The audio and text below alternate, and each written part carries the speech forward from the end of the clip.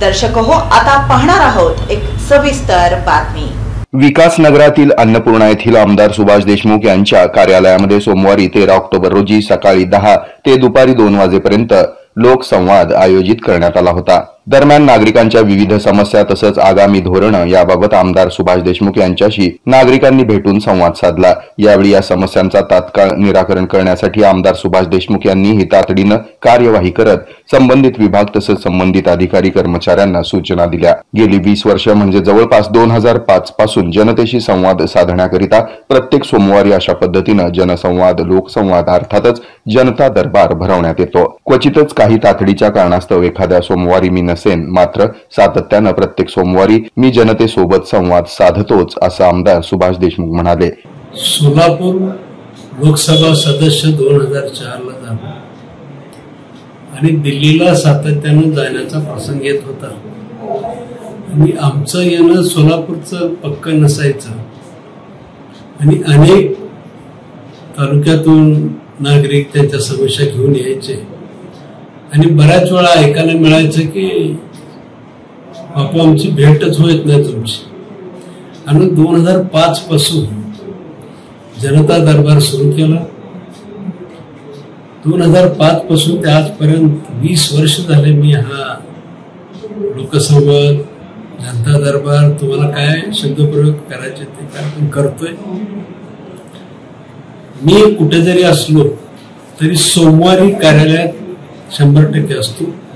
फक्त अधिवेशन काळामध्ये आणि वरिष्ठांची पक्षाची एखादी मीटिंग आली तर त्या सोमवारी फक्त नसतो आणि आता नागरिकाला पूर्णपणे माहिती झाली की मी सोमवारी भेटतो।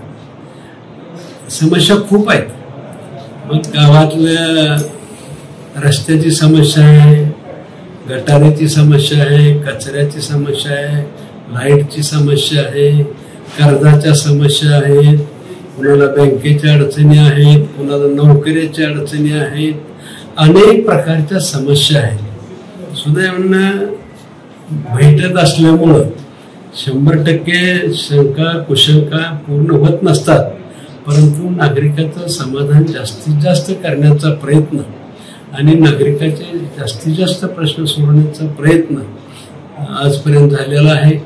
अनेक विषय ज्यावेळेस येतात आमच्या कार्यालयात सुद्धा विषय निहाय विभाग निहाय आमच्याकडे टीम आहे आणि रस्ते कामासाठी वेगळे आहे, महानगरपालिकेसाठी वेगळी टीम आहे, जिल्हा परिषदेसाठी वेगळी टीम आहे, कृषी विभागासाठी सुद्धा वेगळी टीम आहे। अशा वेगवेगळ्या विषयाच्या या टीम आहेत।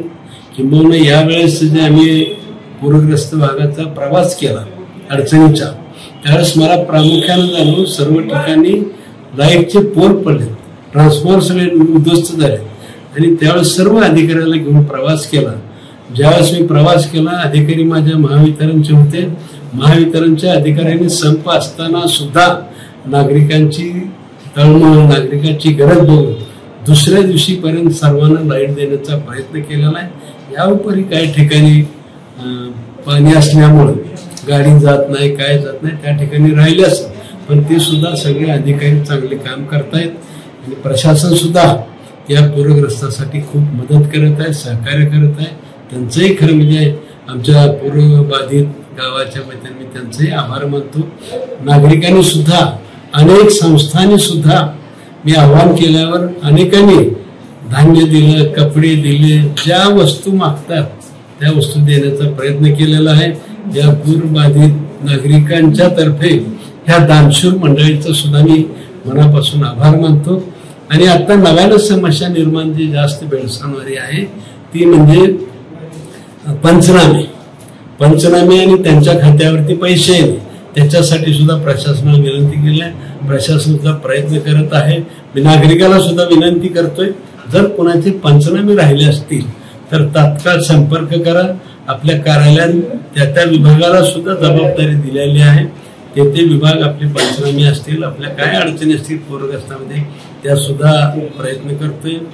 विशेष करून या भागातल्या अंगणवाडी शाळा ह्या बऱ्यापैकी नादुरुस्त झाल्यात, पडल्यात, भेगा पडलेल्या आहेत, फरशी उकडून गेलेली आहे, अनेक समस्या निर्माण झाल्या आणि म्हणून मी दानशूर व्यक्तीला, अनेक संस्थाला या निमित्ताने विनंती करणार आहे, या पूर्व भागातील बाधित शाळा, अंगणवाड्या ज्या आहेत त्या दुरुस्त करायच्या आहेत.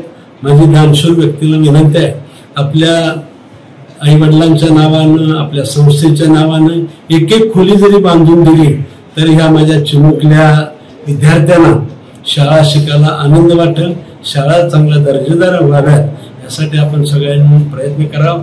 यासाठी अनेक संस्था, दानशूर व्यक्तींनी पुढे येऊन या शाळा बांधण्यासाठी प्रयत्न करावा अशी विनंती. तसंच यंदा अतिवृष्टीमुळे झालेल्या पूरग्रस्त परिस्थितीतील नागरिकांच्या समस्या सोडवण्यासाठी आणि त्यांना मदत करण्यासाठी सर्वांनी पुढे येण्याचं आवाहन यावेळी आमदार सुभाष देशमुख यांनी केलं. हे आहे मेट्रोकास्ट केबल नेटवर्क आणि आपण पाहत आहात the news plus. News plus बरंच काही.